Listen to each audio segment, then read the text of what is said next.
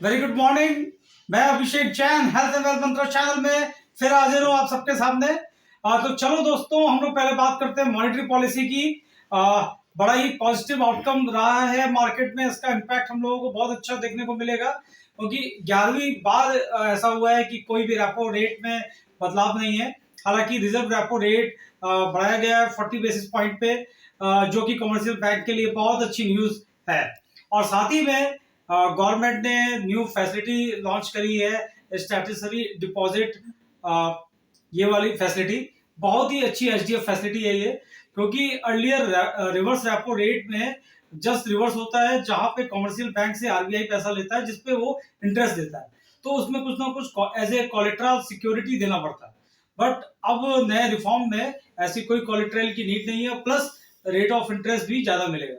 तो ऐसे में क्या होता है कि कमर्शियल बैंक्स में जो भी ओवर इनके पास कैश फ्लोज पड़े होते थे, तो वो मार्केट में इकोनॉमी में डालते थे और लोन पे ज्यादा डिस्बर्स किया जाता था, कमर्शियल लोन या रिटेल लोन। बट अब ये आप देखेंगे कि काफी हद तक पैसा ये आरबीआई के पास भी जाएगा। क्या, क्योंकि उनको एक तो इंटरेस्ट भी मिल रहा है, ऊपर से कोई कोलेट्रल भी रखने की जरूरत नहीं है। तो मैं दोस्तों पहले आप लोगों को बताना चाहूंगा कि रेपो रेट होता क्या है। तो रेपो रेट देखिए सिंपल है। आरबीआई से अगर हमको पैसा चाहिए, यानी कि कमर्शियल बैंक को अगर पैसा चाहिए, तो उस पर हमको इंटरेस्ट देना पड़ता है। कई बार बैंक को जरूरत पड़ती है पैसे की, तो वो आरबीआई से पैसा ले सकता है जिसपे वो इंटरेस्ट देता है, पर उनको कुछ ना कुछ कोलेट्रल रखना पड़ता है। तो वो अनचेंज है और उसमें कोई भी बदलाव नहीं देखने को हमको मिला। तो इस लिहाज से अगर हम लोग देखें अपने दोस्तों, तो बैंक निफ्टी को देखें, चाहे कैनरा बैंक हो, हमारा एसबीआई हो, बैंक ऑफ बड़ौदा हो, बहुत अच्छे सिचुएशन पे है। और जिस हिसाब से बैंक निफ्टी हम लोगों को दिख रहा है दोस्तों, यहाँ से 39,000 रुपीज तक के टारगेट हमको आने वाले हफ्तों में देखने को मिलने वाला है। तो अगर आप ट्रेडर हैं, तो मैं आप लोगों को रिकमेंड करूंगा कि मई का फ्यूचर आप बैंक निफ्टी का लेके यहाँ पे रख सकते हैं, और हर गिरावट पे इसको ऐड करने की कोशिश करिए, बहुत अच्छा आपको रिटर्न मिलेगा। पर रिटेल इन्वेस्टर्स, आप लोग कैसे पैसा कमाएं इस तेजी में जो बैंक निफ्टी में आने वाली है, वहां पे कैसे हम लोग पैसा कमा सकते हैं। तो मैं आप लोगों को एक बहुत ही बढ़िया स्ट्रैटेजी शेयर करने जा रहा हूँ। बैंक 20 के नाम से आपको एक ईटीएफ मिलेगा, जो कि आप अपने कोई भी डीमैट से बाय कर सकते हैं। इसकी अगर हम क्लोजिंग प्राइस करें तो अभी 380 के आसपास की है, और अगर हम लोग इसका 52 वीक हाई देखें तो वो 435 के आसपास है। तो अगर ये 39,000 तक जाता है, तो ये बड़ी आराम से ये जो हमारा इसका प्राइस है, वो 470 से 480 के आसपास तक हमको अगले महीने देखने को मिलेगा।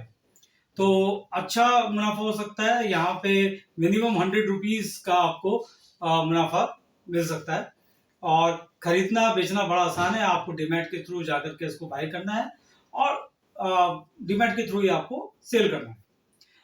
मैं एग्जांपल के लिए आपको देना चाहूंगा कि जब अभी जब वार की स्टार्ट हुआ और उस दिन मार्केट जब अपना काफी टूटा था, तो उस दिन इसकी जो प्राइस थी वो 325 चली गई थी। और वहां पे भी अगर किसी ने अगर बाई किया होगा, तो आप देख सकते हैं कि अभी इसकी प्राइस 395 का फिर हाई बनाया, और अभी ये 380 से 385 के आसपास चल रहा है। तो नॉर्मल रिटेल इन्वेस्टर्स के लिए सबसे बढ़िया तरीका है। और इन्वेस्टमेंट कैसे करना है, देखिए 39,000 जाएगा, बट ऐसा नहीं होगा कि सिंगल रैली में सीधे निफ्टी बैंक निफ्टी ऊपर ही जाता रहेगा और सीधे 39,000 चला जाएगा। बीच बीच में एक रोटेशन आएगा, और उसके बाद फिर आप बाइंग देखेंगे, और फिर ये ऊपर जाएगा, क्योंकि मार्केट कभी भी एकदम फ्लैट तरीके से ऊपर नहीं जाएगा। मार्केट एक बार ऊपर जाके नीचे आएगा, फिर ऊपर एक नया हाई बनाएगा, तो लोअर हाई का पैटर्न आप लोगों को देखने को मिलेगा। तो ऐसे सिचुएशन पे हम लोगों को क्या करना चाहिए कि 50% अपना कैपिटल इन्वेस्टमेंट अभी करना चाहिए, और बाकी एक गिरावट पे आप अपना 25% और ऐड करिए। और जब ये चलने लगे, आप देख रहे हैं कि जब मोमेंटम में आपको बैंक निफ्टी दिख रहा है, तो अपना रिमेनिंग 25% और ऐड करिए।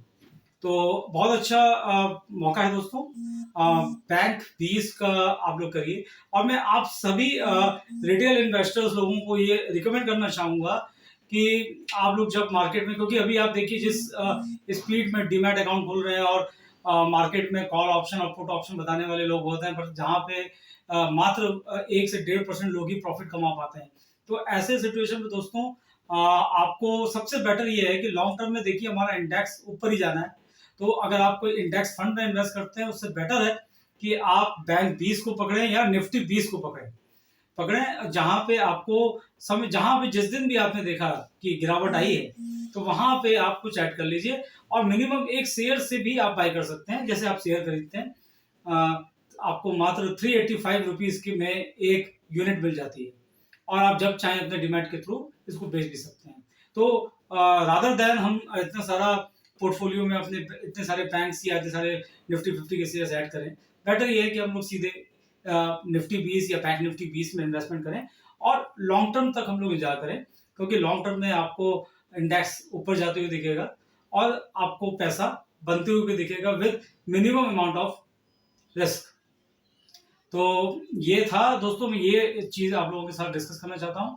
बाकी कौन कौन से स्टॉक्स हैं जिसपे बहुत अच्छे ब्रेकआउट आए हुए हैं, जो मंडे के दिन में हम लोगों को कमाल दिखाने वाले हैं, मैं उस पर एक सेपरेट वीडियो कल आपके पास लेकर के आने वाला हूँ, जहाँ पे मैं आपको 7 अच्छे स्टॉक बताने जाऊंगा जो अगले हफ्ते आपको 10 से 15% तक का रिटर्न देने का पोटेंशियल रखते हैं।